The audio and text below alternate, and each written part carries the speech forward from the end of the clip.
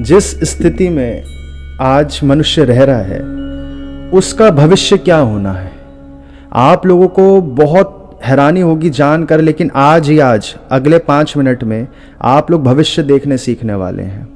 आप लोगों को ये समझ आएगा कि भविष्य कैसे देखते हैं।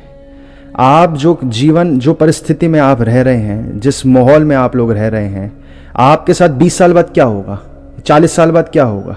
आप अपने चारों ओर के बुजुर्गों को देखें, यही आपका भविष्य है, इसमें कोई दुराई ही नहीं है। तो आप जिस माहौल में रह रहे हो वही आपका भविष्य है।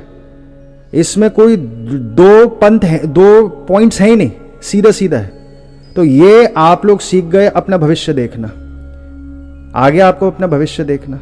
जब आप लोग 10 साल के रहे होंगे तो आप अपने माता पिता से पूछो या किसी से भी पूछते, अगर आप मुझसे पूछते जब आप 10 साल के थे कि मेरा भविष्य कैसा होगा, तो मैं आपको बता देता कि आप अपने चारों ओर के लोगों को देख लो, आपका वही भविष्य होगा। तो क्या आज आपका वही भविष्य है कि नहीं है? आप ठीक उसी प्रकार के बने हो जो आप बचपन से चारों ओर जिन लोगों को देखते हुए आए हो, ठीक वही बन गए आप। यही हमें क्लियर कट एहसास होता था कि इंसान को अगर ध्यान के मार्ग पर आगे बढ़ना है तो उसे कंप्लीट डिफरेंट परिस्थितियां चाहिए। जिस परिस्थिति में आप लोग हो, जितना समय आप लोग धन कमाने में लगाते हो उतना समय आप लोगों को ध्यान में लगाना पड़ेगा, और जितना समय आप लोग ध्यान में लगाते हो उतना समय आपको धन कमाने में लगाना पड़ेगा। ऐसी परिस्थितियों में अगर हम नहीं हैं तो क्लियर हो जाएं, कोई डाउट ही मत रखें। फिर किस चीज को लेकर क्लियर हो जाएं कि आपका भविष्य क्या होना है। पृथ्वी पर आप आए हैं, आप में से बहुत सारे लोगों को समझ आ चुका है तभी आप यहां आए हैं।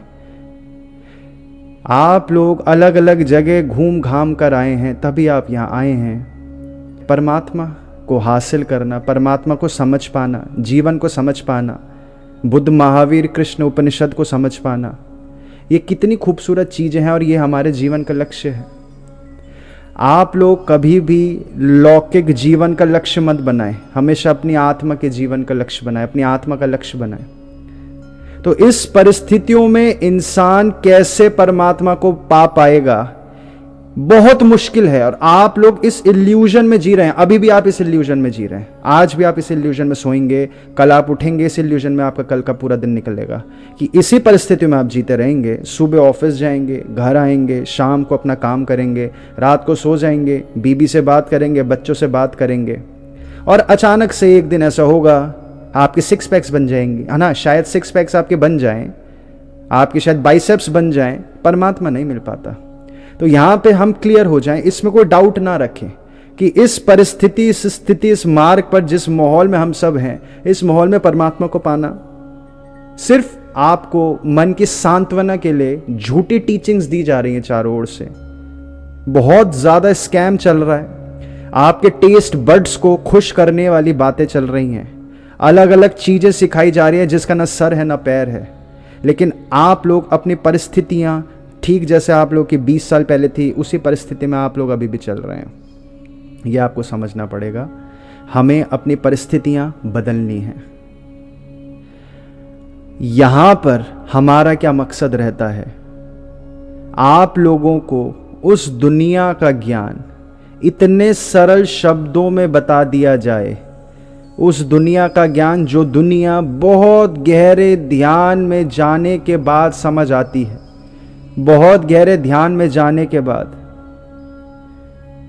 समझ आती है कि उस दुनिया का जीवन कैसे होता है, उस दुनिया के एहसास कैसे होते हैं, उस दुनिया के अनुभव कैसे होते हैं।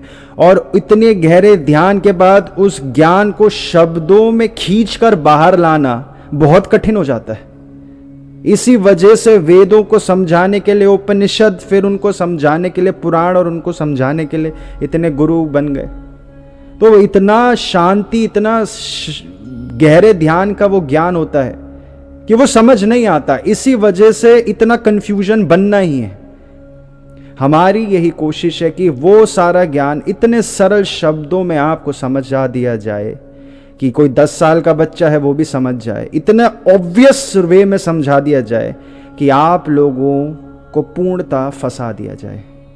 मरने के वक्त आप लोगों पर यह बहाना नहीं होगा अब कि हमें तो नहीं पता था परमात्मा को पाने का क्या मार्ग है। ये बहाना आपसे पूर्णता मैं छीनना चाहता हूं। आप ये बाद में बहाना नहीं मार पाओगे कि काश कोई हमें बता देता कि क्या तरीका था परमात्मा को पाने का। अब आप लोगों के पास वो बहाना नहीं है। सीधे सीधे से शब्द है, आपका भविष्य क्या होगा। आप आज ही विचार करने बैठे ना, जिस तरीके से हम जी रहे हैं हमारा भविष्य क्या होगा।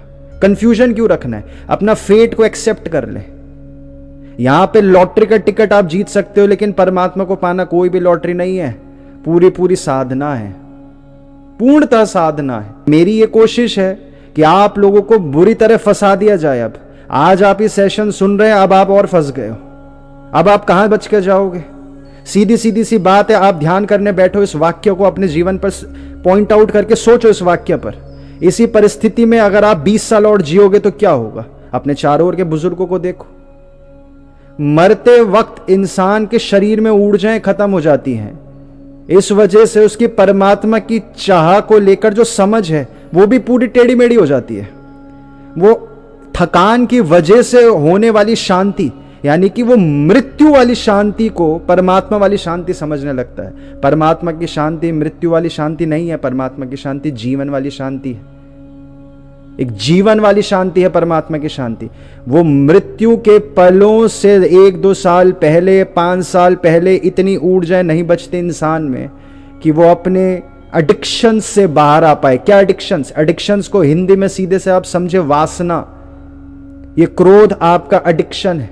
क्रोध को आप बहुत लाइटली लेते हो, आप ज्ञान को बहुत लाइटली लेते हो।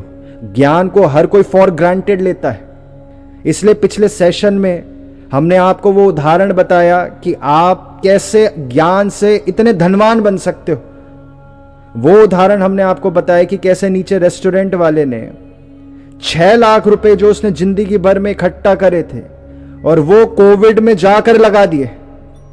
बहुत सारे लोग अपना जीवन भर धन इकट्ठा करते हैं, किसी ने उन्हें बताया ही नहीं कि कसरत करनी है। अगर तुमने कसरत कर ली तो बीमारियां तो सब पर आती हैं, तुम्हारे शरीर मजबूत होते हैं तो बीमारियां खत्म हो जाती हैं।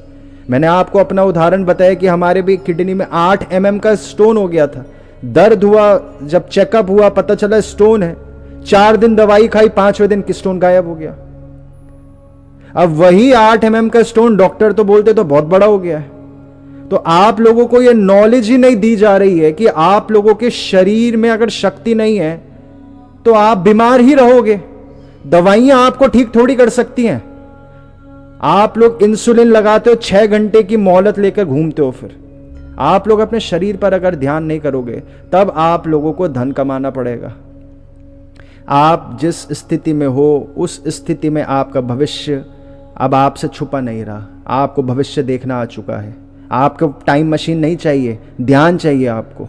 तो एक क्लियरिटी लाए हैं और अब आप फंस चुके हो, बुरी तरह फंस चुके हो। अब आपके हाथ में परमात्मा को चलने का रास्ता आपके हाथ में, और मरते वक्त आप पे ये बहाना नहीं रहेगा अब कि हमें तो नहीं पता था। कोई बहाना नहीं है अब आप पे।